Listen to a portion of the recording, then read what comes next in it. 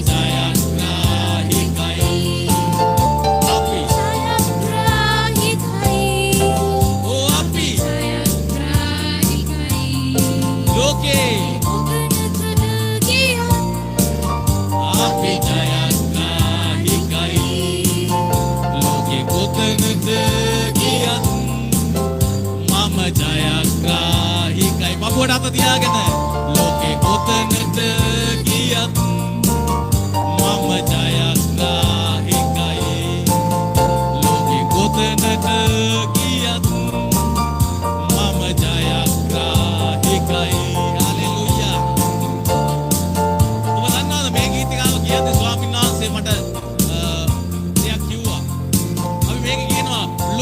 කොතනට ගියත් අපි ජයග්‍රහයි කියලා.